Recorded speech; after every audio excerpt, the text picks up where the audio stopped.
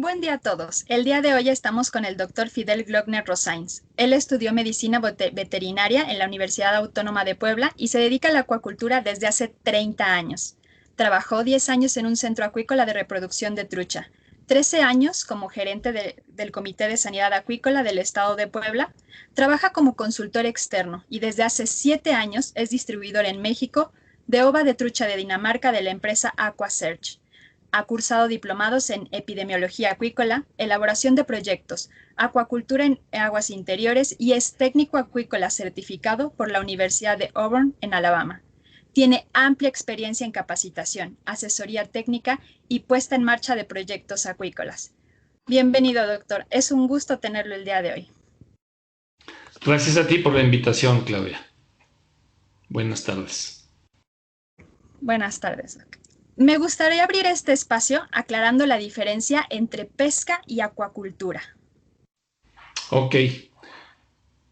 Mira, es una pregunta interesante porque la pesca y la acuacultura han estado juntas en la parte gubernamental desde hace muchos años, desde que se creó la Secretaría de Pesca allá en los años 80, y realmente son dos actividades completamente diferentes.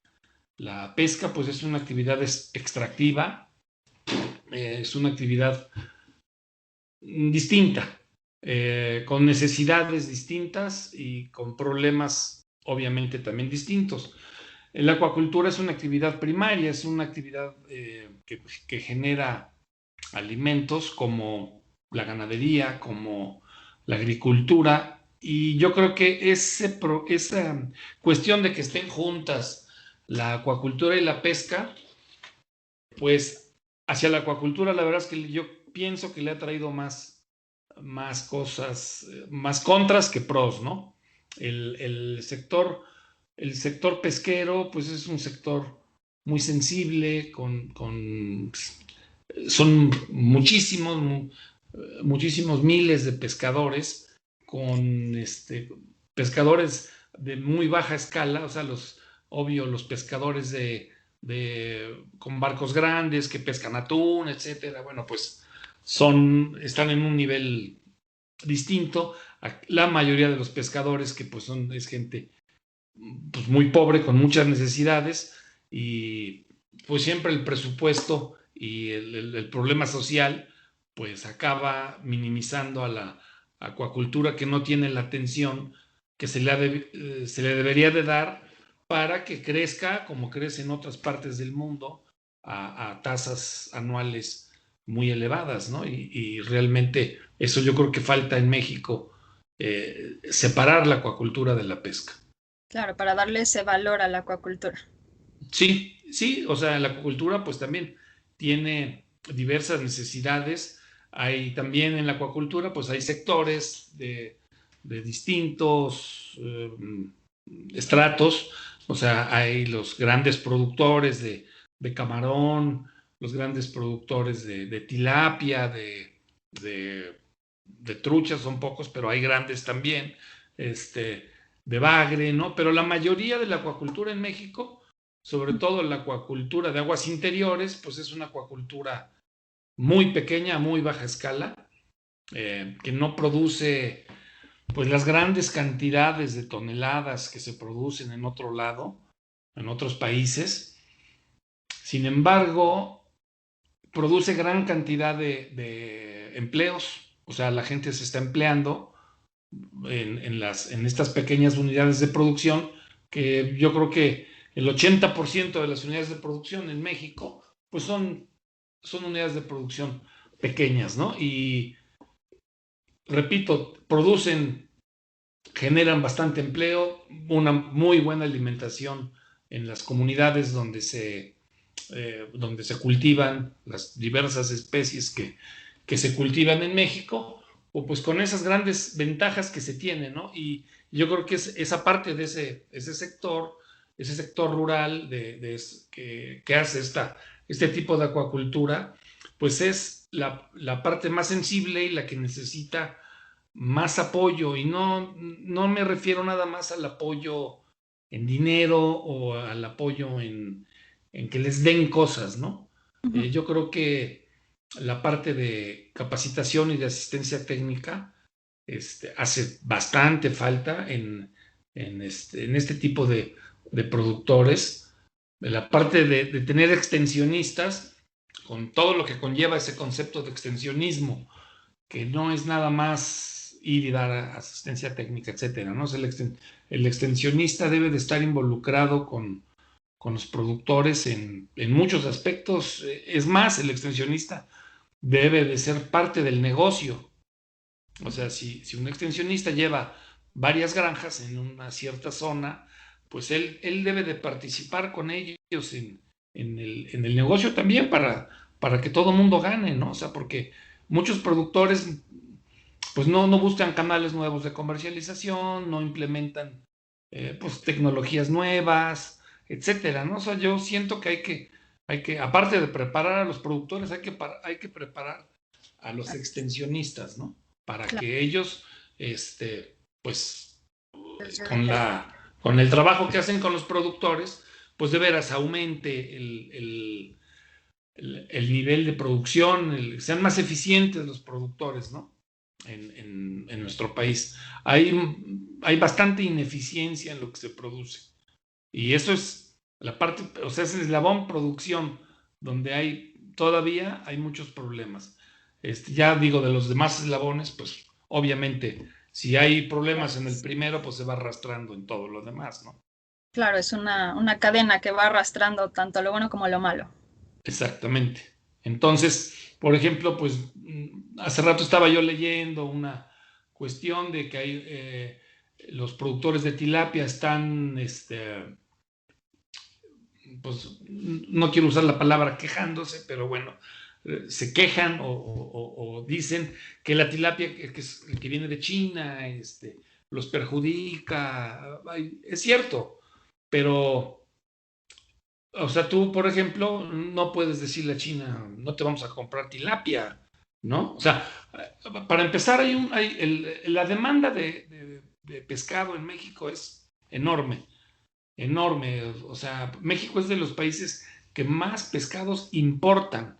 O sea, la tilapia son más de 100,000 toneladas. No tengo el dato exacto, pero son más de 100,000 toneladas. México no las produce. O sea, eso más lo que produce México, obvio, ¿no? Estaba hablando de las importaciones que hay, ¿no? Sí, Entonces, ¿qué especies son las que más se importan hacia México? bueno, principalmente es la tilapia y el basa. O sea, de China viene mucha tilapia y del basa viene mucho de Vietnam. Claro, hay otras importaciones, ¿no? Se importa camarón, se importan otras cosas, pero digamos que esas dos son las fuertes, ¿no? Em, entonces, el producto chino es muy barato, es muy barato. O sea, la verdad dices, bueno, ¿cómo le hacen estos amigos chinos para producir a ese precio, ¿no? O sea, llega el producto ya en filetes y cuesta, pues, no sé, o sea, si tú lo compraras de mayoreo, pues te viene costando 60, 70 pesos el kilo de filete ya empacado, además son productos que vienen con certificaciones, etcétera, o sea, hay un mito también en este rollo de que todo lo que viene de fuera es malo y trae medicinas y trae pesticidas. Habrá que sí, pero hay mucho que no. O sea, son verdades a medias que se manejan y no todo es malo, ¿no? Hay bastante bueno y a un muy buen precio. Entonces, ese es un gran problema. Y finalmente, pues son acuerdos comerciales. Imagínate que tú le digas a China, te voy a cobrar un impuesto por la tilapia que te vamos que nos mandas, ¿no? Y China diga, sí, bueno, pues ahora yo te voy a cobrar impuestos en tal y tal y tal producto de lo que México le envía a China, ¿no? O sea, la verdad es ponerse contra el gigante a agarrarse a patadas y pues la verdad no creo que salgamos nosotros muy bien librados con eso, ¿no? O sea, yo creo que hay que buscar otra forma de comercializar la tilapia mexicana, digo, la gente debe de saber, o sea, por ejemplo, tú debes de saber que estás comprando un producto chino, porque las marcas que están importando son los dueños, son mexicanos. Ellos importan, aquí empacan y le ponen Blanco del Nilo y le ponen bla, bla, bla, ¿no? O sea, les ponen una marca mexicana y mucha gente, muchísima gente no tiene ni idea de que están comprando un producto chino. Entonces, pues debería en algunas tiendas como Costco, por ejemplo, pues dice origen China. Bueno, está bien. Entonces, que tú sepas qué estás comprando y de dónde viene. Claro. Así sí, ¿no? O sea, que sea una competencia y una competencia más, ahora sí, ahí más pareja y darle una difusión a que se consuman los productos acuícolas producidos en México. Claro. La producción de México, ¿hay algo que se exporta o todo es para consumo en la República? No, bueno, México exporta mucho camarón, o sea, Mm, sí se exporta bastante camarón. No sé si se sigue exportando tilapia, había unos intentos de las granjas, estas grandes granjas que están en Chiapas, no sé si ya estén exportando o se quedaron con el mercado nacional, porque ellos pues, son la empresa que más produce aquí en México. Entonces, el, ¿cómo se llama? El camarón sí se exporta una muy buena cantidad. Que otro producto? Bueno, de los peces que se pescan, muchísimos se exportan, ¿no? claro. Bueno, el ostión que se cultiva en el mar, también el que se cultiva en Baja California, pues mucho de ese ostión, o la gran mayoría de ese ostión, pues va a los mercados de Estados Unidos. Mm, Y pescados de pesca, pues sí, se exporta atún, se exportan otras.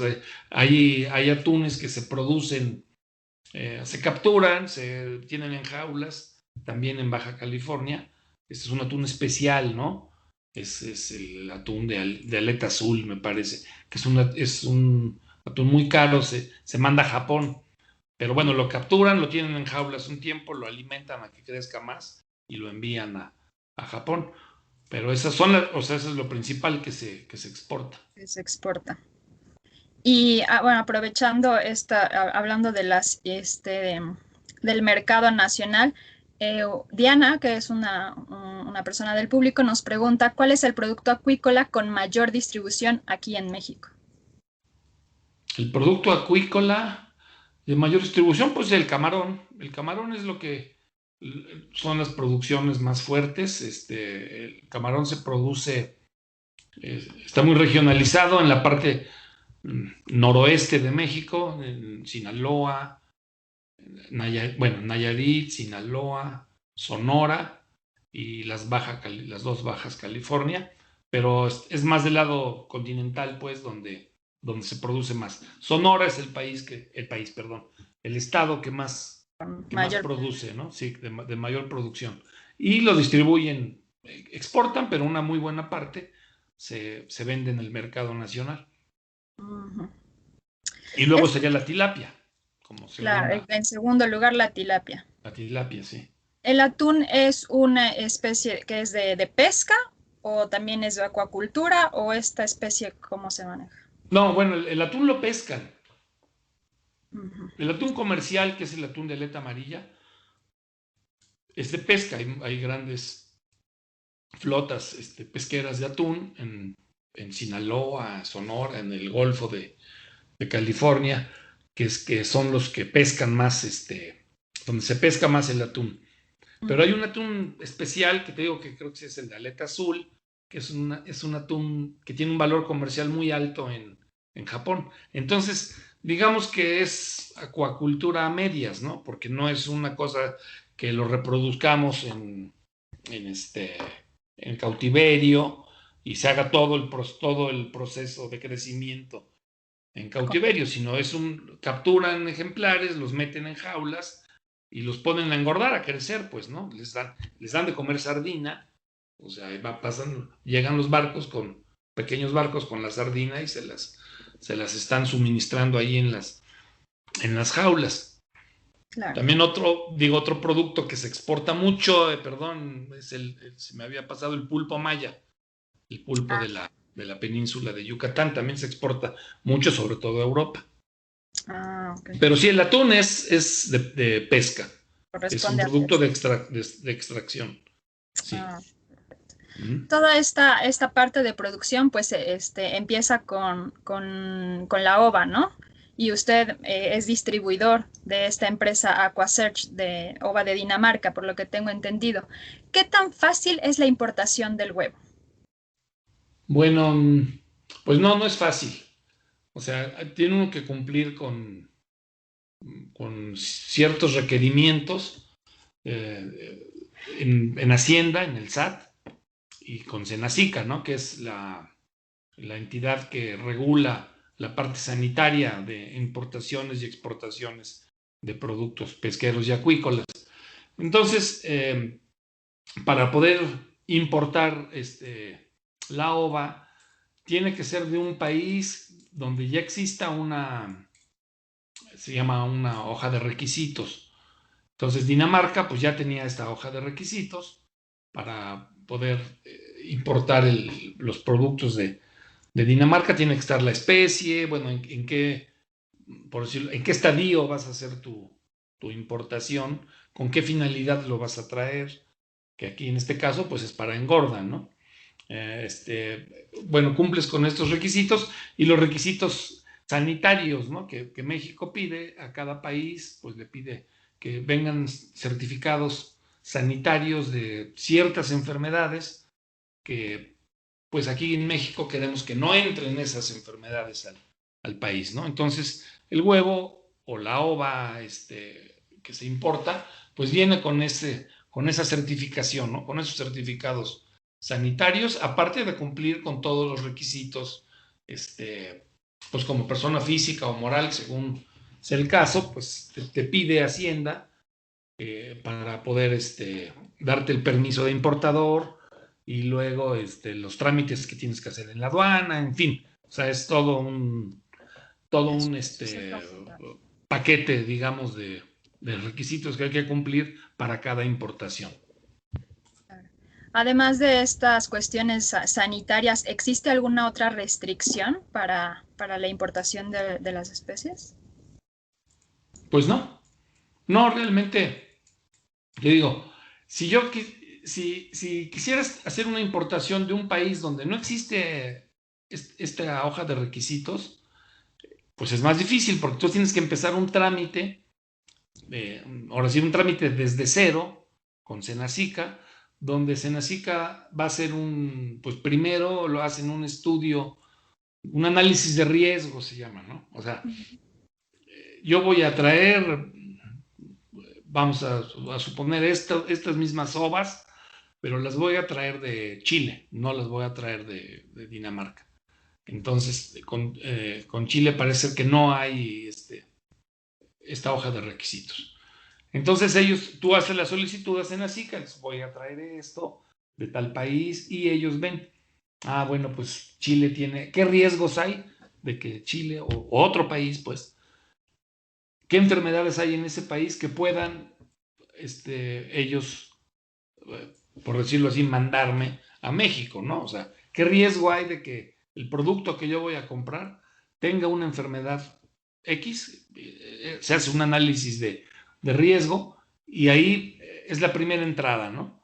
Entonces, si hay enfermedades que para México son exóticas y son enfermedades de riesgo para la producción del país, pues te pueden decir así de primera instancia, pues no, te rechazo el trámite porque tal país tiene esta enfermedad o estas enfermedades y hay riesgo de que las puedas traer a México, ¿no? Entonces, bueno, ya de ahí tú te puedes ir a decir, bueno, pues sí, este país tiene estos problemas, pero en la zona donde están las granjas, pues es una zona que está libre de enfermedades, o sea, tienes que comprobar que no hay la enfermedad, de dónde tú la vas a traer, de dónde tú vas a traer el producto.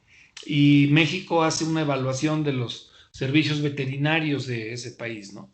Entonces, el gobierno de México hace contacto con el gobierno del país del que se trate, les piden documentos, qué hacen, cómo lo hacen, con qué frecuencia lo hacen, para las enfermedades que uno piense que está en riesgo. Inclusive muchas veces México hace una evaluación de los servicios veterinarios yendo al país del que se trate, ¿no? Claro. Entonces, ahí el país dice, bueno, pues yo le pago a México para que manden a 2 veterinarios o personal de Senacica para que nos venga a hacer una evaluación. Entonces van a ese país y ven cómo están los laboratorios, las instalaciones, etcétera, todos los pasos que ellos hacen, ¿no? Todo este procedimiento que ellos hacen, lo evalúa México y entonces ya determina si dan el permiso o no. O sea, pero esto se lleva bastante tiempo, o sea, no es fácil. Por eso es mejor, bueno, es más fácil hacerlo con los países donde ya existe o sea, Ok. por ejemplo, de trucha. Puedes traer de Estados Unidos, puedes traer de España y puedes traer de Dinamarca. Esas son los tres países con los que hay hoja de requisitos. Ah, ok. ¿Y en alguno de estos países existe un límite de importación? No, no. Pues el límite a lo mejor es un límite que pueda tener la empresa, ¿no? Que digan, pues, no tengo ahorita la trucha que me estás pidiendo o la ova que me estás pidiendo. No. O sea, finalmente, pues ellos son empresas que le venden a todo el mundo, ¿no?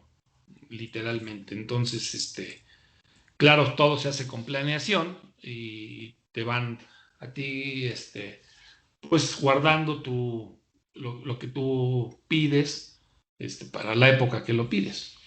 Claro, están preparados, ¿no? Para, Sí, claro. sí.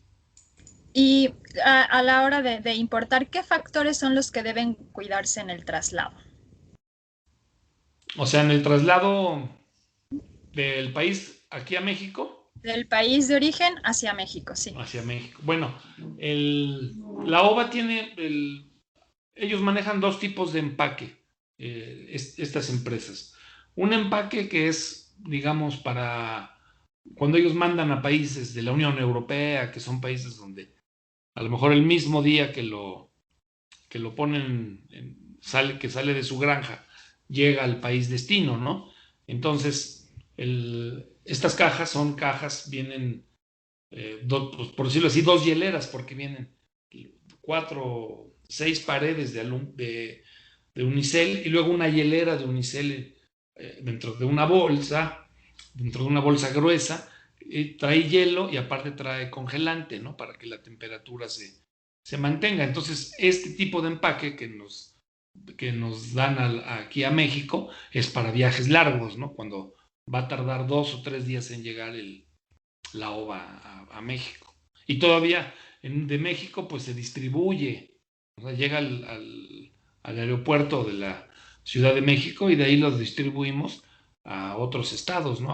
Otros en avión, otros en camión, a otros, los estados aquí, Puebla, Hidalgo, que son estados cercanos, pues se le entrega a los productores su caja con la ova y ya van a hacer su, Y su siembra. desde Dinamarca están preparados para ese traslado, para ese tiempo de traslado. Sí, ellos lo han estado probando. De hecho, estuvieron haciendo pruebas. Venía un termómetro dentro de una caja. A mí me avisan en qué caja. Dice, viene un termómetro que está tomando la temperatura constantemente, por decirte algo, cada media hora, y manda una señal satelital de las temperaturas, y luego me mandaron la gráfica, ¿no? De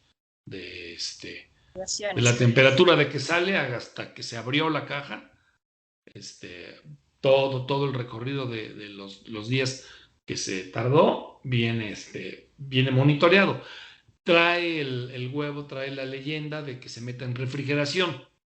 Entonces, estas empresas o líneas aéreas, a mí me lo mandan por KLM o por Lufthansa, llega al aeropuerto de la Ciudad de México y trae la consigna de que se meta a un refrigerador, ¿no?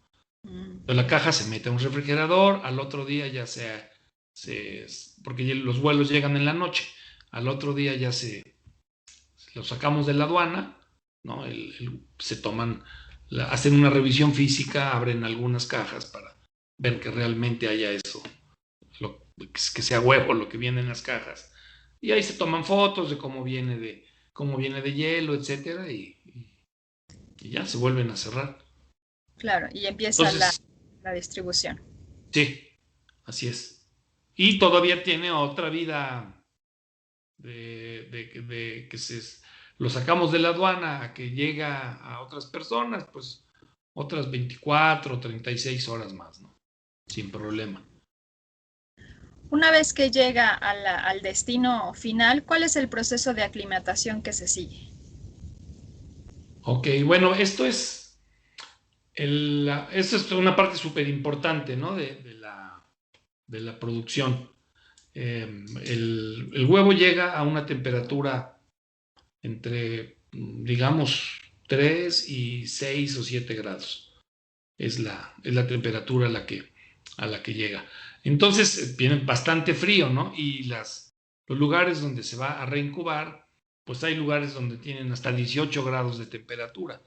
Entonces, si tú el huevo lo vaciaras directamente a las incubadoras, pues le causas un shock térmico muy severo y empiezas a tener mortalidades elevadas, ¿no? O problemas durante la producción bastante, bastante fuertes. Entonces, el primer paso es hacer esa aclimatación. Se pone un recipiente con el agua de tu lugar, de tu unidad de cuarentena, le bajas la temperatura a la temperatura que llega el huevo en la caja, ¿no? Entonces, por si algo viene a 5 grados, pues la bajas. Y tu granja tiene, tu sala de incubación tiene 15 grados. Bueno, pues entonces la bajas a 5, pones el huevo en esa temperatura. Primero se deja un rato así quietecito a que se hidrate, porque pues, con el viaje el huevo se viene deshidratando, ¿no? Entonces se hidrata y luego vas paulatinamente subiéndole la temperatura a razón de 2 o 3 grados por hora, ¿no? Hasta que llegue a los 15 grados que tienes tú en la unidad de cuarentena. Entonces ya lo pones en las incubadoras y ya ahí hasta que eclosione. ¿Se debe de mantener la misma temperatura de 15 grados hasta eclosionar? No, bueno, es que depende de la que tengan. Varía esa temperatura según la estación del año, etcétera. Aquí la cosa es, si hay granjas, te digo, que tienen 18 grados, es una temperatura ya muy alta, ¿no? Donde, pues sí hay luego ciertos problemas con el desarrollo de- del embrión que viene dentro del huevecillo. Todavía está en la última fase de desarrollo, pero todavía no está bien desarrollado. Entonces, pues la literatura y todo nos marca que la temperatura en todo el periodo de incubación pues debe de estar abajo de 14 grados, ¿no? Y hay lugares donde desgraciadamente no tienen esa temperatura. Yo te dije 15 por darte un ejemplo. Hay lugares donde está más frío y otros donde está más arriba, ¿no? Por eso esa aclimatación la tienes que hacer despacio, ¿no? Y sobre todo en lugares donde es más caliente el agua, donde está la temperatura más alta, tienes que hacerlo más despacio. Ya. ¿Qué diferencia hay entre las especies extranjeras y las que se reproducen en México? Mm, buena pregunta. O sea, es la misma especie, ¿no? Estrucha arcoiris, Oncorhynchus micis, es la misma especie. Sin embargo, pues estas empresas que le venden a todo el mundo, digamos, pues son empresas que producen muchísima cantidad de ova, o sea, empresas que producen 500, 600 millones de ovas al año. Entonces, ellos tienen programas de manejo genético. Ojo, manejo genético no es no son animales genéticamente modificados, ¿no? O sea, ellos han ido haciendo a través de los años, pues que tengan, no sé, el lomo para filete, pues sea más ancho, crecimientos más rápidos, etcétera. O sea, tienen una gama de posibilidades ahora de hacer genética con marcadores genéticos y eso, pues, muy grande, ¿no? O sea, esa es la gran ventaja que tienen estas empresas. Esta empresa de Aquasearch se unió en 2017 con una empresa que se llama Aquagen. Aquagen es una empresa noruega que se dedica a la genética de salmónidos, de truchas y de salmones. Y es la empresa líder a nivel mundial en genética, ¿no? Entonces, pues, por eso decimos que es la mejor genética del mundo, a un precio muy accesible, ¿no? Aquí en México, pues, desgraciadamente no hay los productores en México, pues son a muy baja escala, ¿no? Otro aspecto que tienen estas grandes empresas, o esta gran empresa, pues son los aspectos sanitarios, ¿no?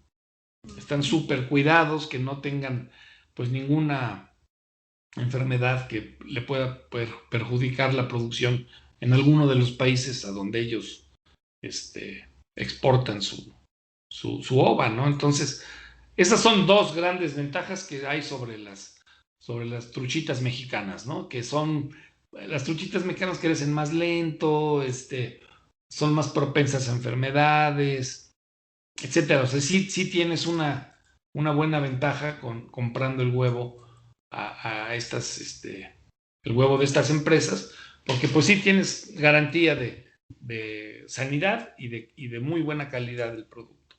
Claro. ¿Hay alguna época del año recomendable para la importación? Pues todo el año se importa, de hecho, la trucha se reproduce naturalmente en diciembre, en invierno, o sea, en los meses de invierno, los meses de menos luz, es cuando más hay producción de trucha. Entonces, hay más abundancia, ¿no? En estas empresas también, y en México también hay la producción que se lleva a cabo aquí cada año, pues por decirlo así, tenemos más competencia, ¿no? Y ahorita en verano hay menos producción, en México no hay granjas todavía que estén produciendo todo el año, porque estas granjas pues manejan fotoperiodo, etcétera, ¿no? O sea, ellos hacen un juego ahí con la luz para poder, ¿cómo se llama? Para poder producir durante todo el año. ¿Cuál es la época del año recomendable para la importación? Ok, mira, la importación se hace todo el año. O sea, en mi caso, nosotros hacemos 6, 7 importaciones cada año. Cada 2 meses es normalmente las importaciones que hacemos. Cualquier época del año es buena. La mayoría de la gente pues te lo compra cuando... eh, ahorita, por ejemplo, estos meses es este huevo que llega, pues van a ser las truchas de la Semana Santa que viene, ¿no? O sea, lo que llega mayo, junio, julio. Esos lotes, pues son los que van a hacer las truchas para la Semana Santa del año siguiente. El año pasado, por ejemplo, hubo una disminución en las ventas por el tema de la pandemia y pues hubo una escasez, hay todavía ahorita una escasez de trucha muy fuerte, ¿no? Entonces, pero sí, se puede comprar en cualquier época del año. Ahí pues cada productor se ajusta al calendario que nosotros tenemos propuesto y te dice yo quiero, hay gente que me compran durante todos las 6 veces que traigo, otros en 4, otras en 2, como quieran, ¿no? ¿Cuánto tiempo tarda desde que llega el huevo hasta que ya está lista para su venta? ¿Cuánto es el tiempo de producción? Bueno, ahí hay varios factores que dependen de la temperatura, es uno de ellos, ¿no? O sea, todo esto se mide por unidades térmicas. Ajá. Entonces, por ejemplo, el tiempo que tarda la ova en, durante todo el periodo de incubación es de 300 a 320 unidades térmicas. ¿Qué quiere decir? Si tú tienes una temperatura de 10 grados, pues vas a tardar de 30 a 32 días. Si tienes una temperatura más baja, pues vas a tardar más tiempo. Una temperatura más alta, vas a tardar menos tiempo. Entonces, digamos, un promedio de que la ova llega a que ya se vende a 3 por kilo, animales de 300 gramos más o menos, se tarda unos 10 meses, más o menos. Pero depende, te digo, de factores como la temperatura, la alimentación, etcétera. O sea, no es, Claro, las cosas no se hacen solas, ¿no? El manejo que se le dé a los animales, etcétera. claro. Y finalmente, ¿hay alguna indicación para aquellos que quieran comprar ovas de importación? Pues sí, el productor debe tener una unidad de cuarentena, ¿no? Este tema de las enfermedades, Senacica, que es la autoridad sanitaria, Ujú. hay una norma oficial donde dice, bueno, todo lo que llegue de importación tiene que llegarse a cuarentenar. ¿Con qué finalidad? Bueno, pues de ver que no tengan enfermedades, no se presenta alguna enfermedad exótica para el país, ¿no?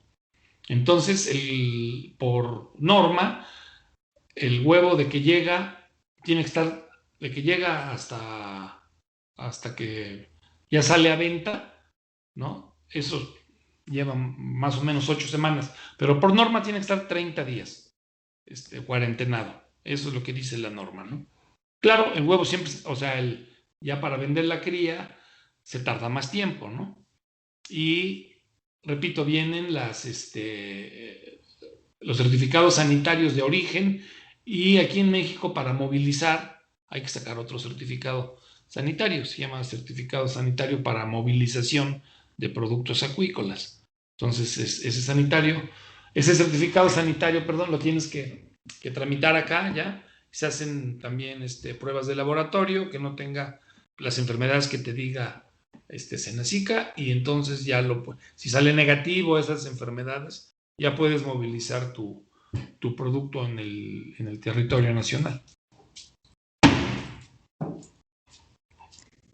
Pues hasta aquí son las preguntas que tanto la audiencia como yo teníamos dudas. Le agradezco mucho el tiempo y el espacio que nos brindó esta tarde. Y ya nada más para finalizar, ¿cuál es el contacto? ¿Por qué medios podemos tener contacto con usted? Bueno, puede ser por vía correo electrónico. Mi correo electrónico es fidelglockner@gmail.com.